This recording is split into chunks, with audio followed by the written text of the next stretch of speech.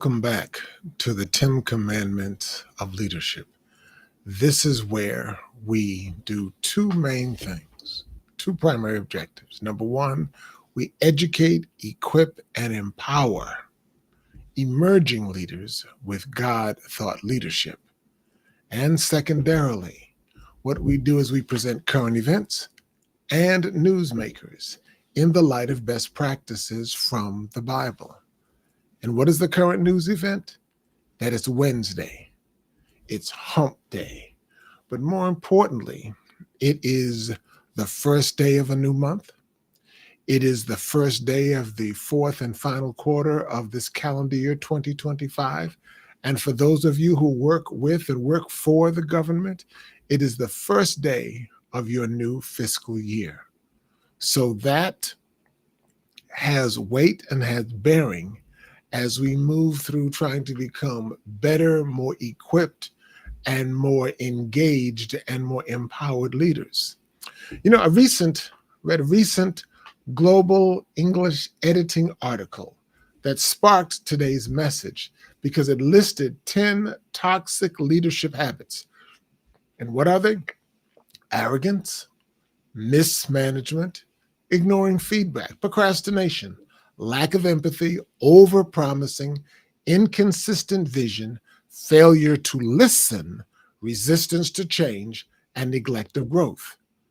That list made me stop in my tracks. Why?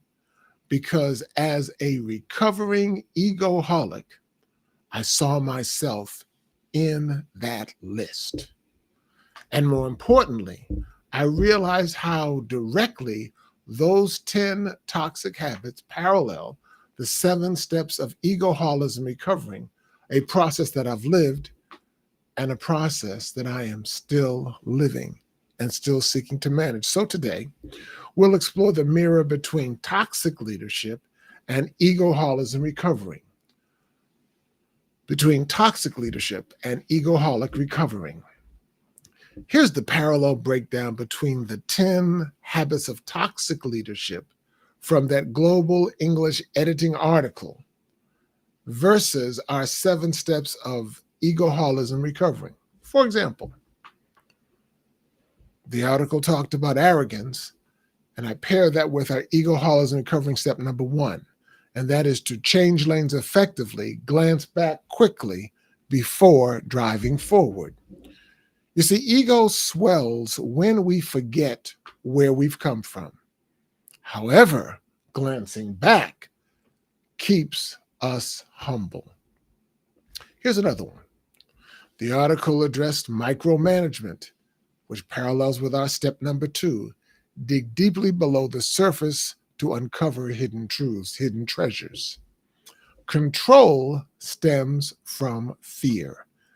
Digging beneath the surface reveals the insecurities that are driving it.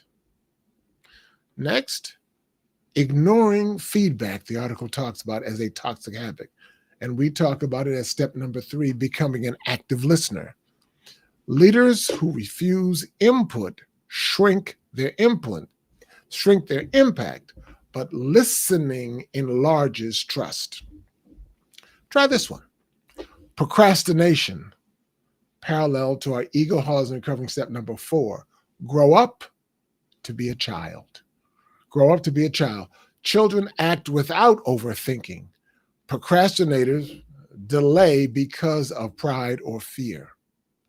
Next, lack of empathy versus step 5, which says turn your bitter lemons not only into better lemonade, but finally into the best, which is lemon meringue pie.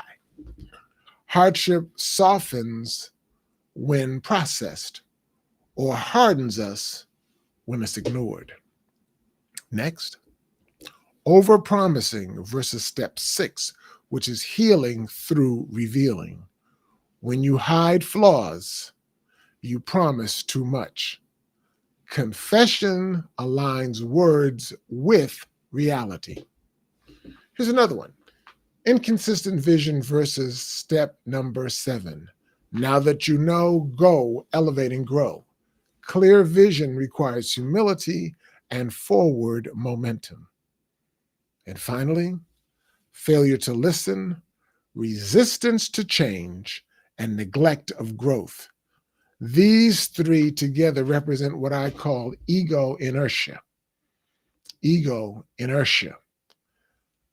The antidote is recovering from egoholism each and every single day. So these 10 toxic habits aren't random flaws. They're symptoms of egoholism left unchecked. Now, let me be transparent.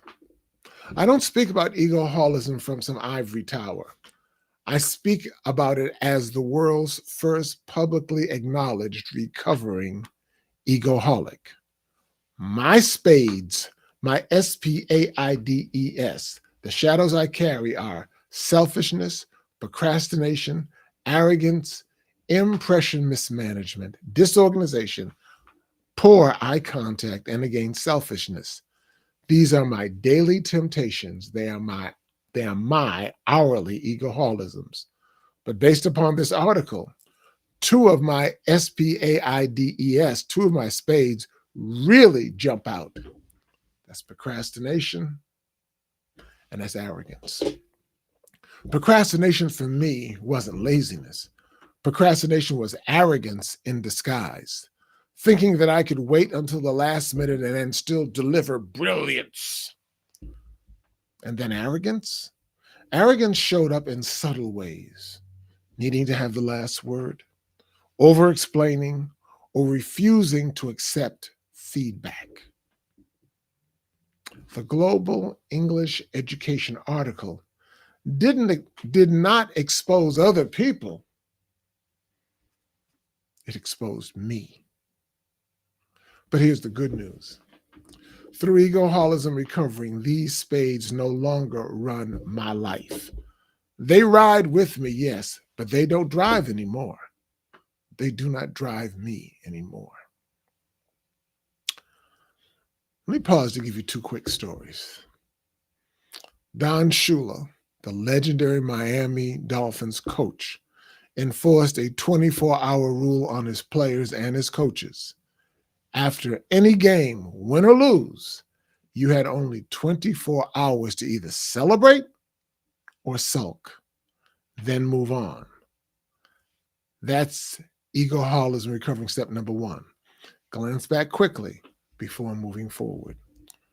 Shula taught players not to let their egos inflate or deflate them. And second, James Conant, a corporate turnaround leader, was once asked his secret. He said, "I try to listen longer than most people are comfortable talking." I try to listen longer than most people are comfortable talking. That's egoholism step number 3, become an active listener. It transformed not only his team, but also his family relationships.